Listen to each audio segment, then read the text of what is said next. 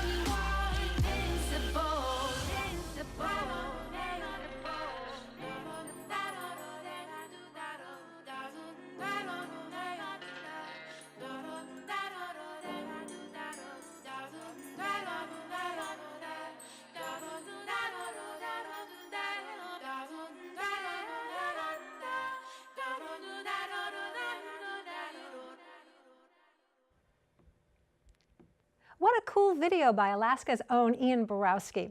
Now, if you've ever had the salmon in Alaska, you know how incredibly delicious it is. So I have a little recipe for you here, a smoked salmon bisque that really brings out all its rich, creamy, subtle flavors. So in this pot, I have a finely chopped leek that I've sauteed in butter with a touch of salt. And once it's all wilted, I added 3 tablespoons of flour, and then I let it cook together for about 5 minutes to form a little roux. Now we add 2 cups of milk. And I'm also going to add 3 tablespoons of cream cheese. So look at those in there. And I am one of the eyeballers. I put things in without measuring quite often, and it's just the way I'm used to cooking, but I do try and keep the measurements for you guys. So then this is going to just cook together. It's going to get stirred quite often. We don't want it to boil. We want it just to cook on a low heat, let it all come together, let that cream cheese just melt. Now, here's the thing about smoked salmon. We love salmon, but smoked salmon also is so delicious, and it has a long history in Alaska as a way to preserve the fish. It's traditionally smoked in wood, which gives it an incredible flavor. So look for it in wedges. It's not the sliced kind of smoked salmon you find, but it's in a wedge, and look for wood smoked salmon. So I have about 6 ounces that I've already diced up. In this blender, I have put 3 cups of chicken broth, and I'm going to add this in. I don't want it to splash. I'm going to try and get it in pretty low there. I like the chicken broth because it's just got a subtle flavor like salmon does, so they kind of work well together. And then if you can get fresh dill, that's great. Add maybe a full tablespoon of that. I have dried dill because I wasn't able to get the fresh, unfortunately. And so I've got maybe about a teaspoon or so that I'm going to drop in here. And again, you can add more if you'd like. And then the other thing that I love, love, love to put in this recipe is smoked paprika. So I'm putting a teaspoon of that in. And again, the smoked paprika adds to that whole smoky flavor. It just complements everything in here. And then I have, reaching down, a secret weapon. This is apple cider vinegar. And of course, I get the idea that apple cider vinegar comes from an apple tree, developed from tree fruit rather than vine fruit like grapes, and most of our vinegars are made from grapes. So the idea here is that this is a wood-derived vinegar, and with our wood-smoked salmon, well, you can see what I'm doing here, can't you? We're just going to, keep that theme going, and it's going to again complement all the flavors that we're looking to complement. The acidity of the vinegar also cuts through some of the richness of the salmon, so it gives a nice little sparkle to the bisque. So we get this baby set, ready to rock, and there we go. And then we're going to turn it up and let it really go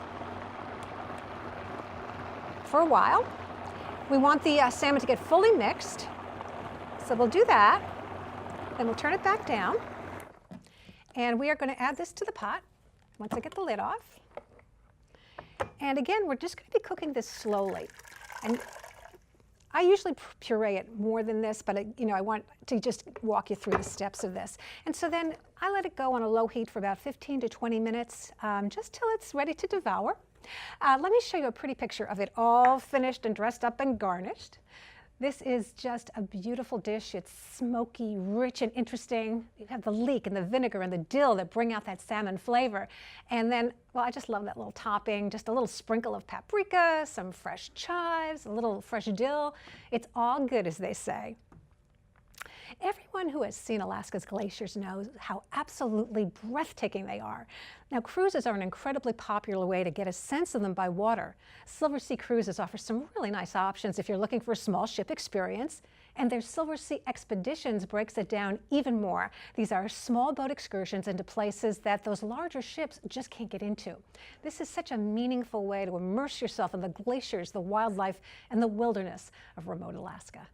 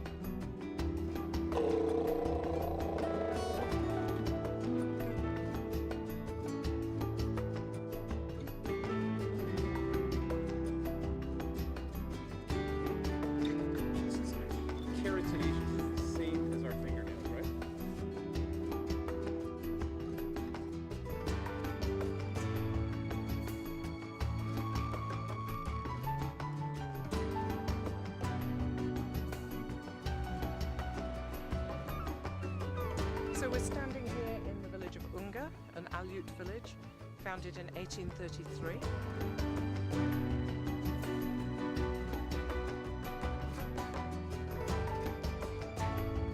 Oceanic plate going down. You get a trench formed, a downward, in the oceanic crust.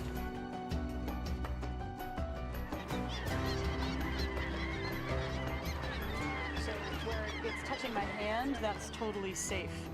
Oh, that's This is the part with amazing. the stinging cells right here.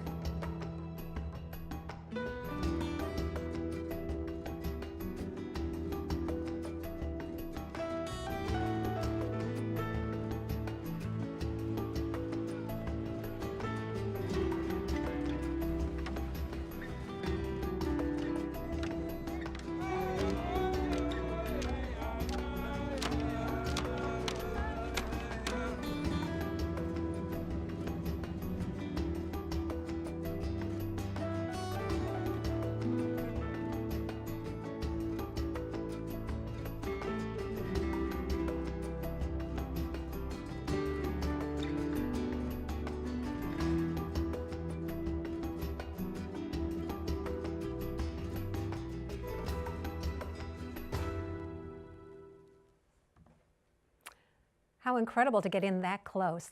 Yeah, there's another way to enjoy Alaska too, and that's to stay on land, to stay in one of the lodges there.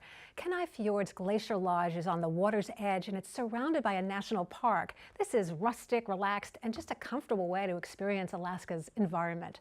Take a look, and then we'll put together a comforting berry dessert, Alaska style.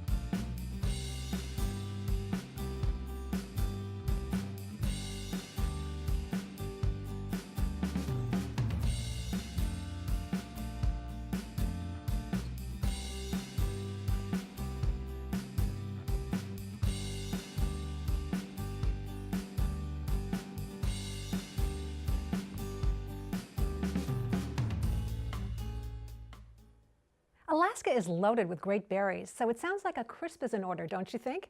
You know, everything is bold in Alaska, so this recipe is too. I call it a Alaskan Blueberry Crisp. I'm going to mix a half a teaspoon of salt and a cup of sugar together. And so I have these here with my beautiful blueberries and blackberries. I have 3 cups of each. And I have about a cup of sugar I'm going to put in here. Now, here's the thing with the sugar is that blackberries can be sour, and our first reaction is to add a lot of sugar, right? But the problem with that is it can really mask the delicious taste of the blackberries. And so we want to do something a little different right now. We want to play with the flavors. We want to open them up and really add some elements that are going to, you know, really enhance that flavor of them. So the blueberries are acting as our sweet little buffer. Blueberries are such great standbys, and we're really going to play to the blackberry flavor today with a little dusting of nutmeg. You don't want too much of it. And then we're going to put in about 7 or 8 grounds of black pepper.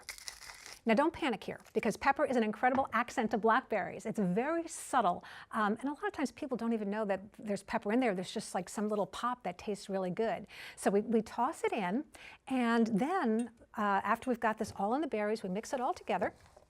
I like to add some liquid, and what I like to do is I'd like to put a little bit of water in, because the blackberries are pretty dry. They don't have a lot of liquid in them, so we want to just help them along.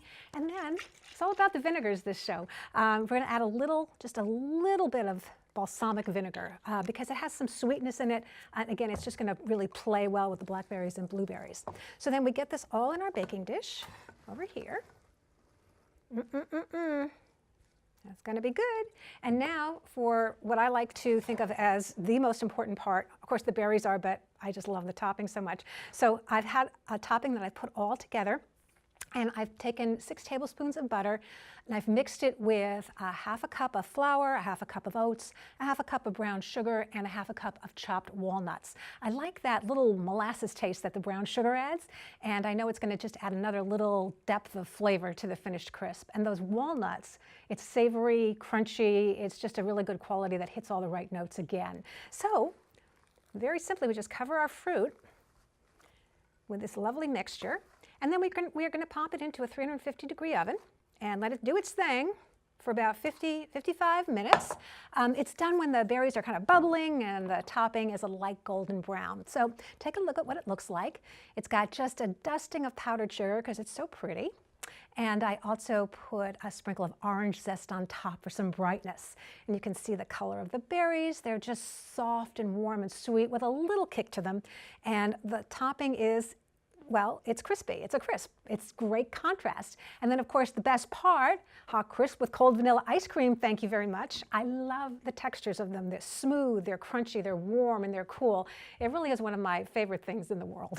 So I hope you enjoy it. And again, don't be afraid to add a little savory component to a blackberry crisp, because you're going to end up with really a memorable dessert. Thanks so much for being with us on our Alaska exploration. It really is a natural wonder.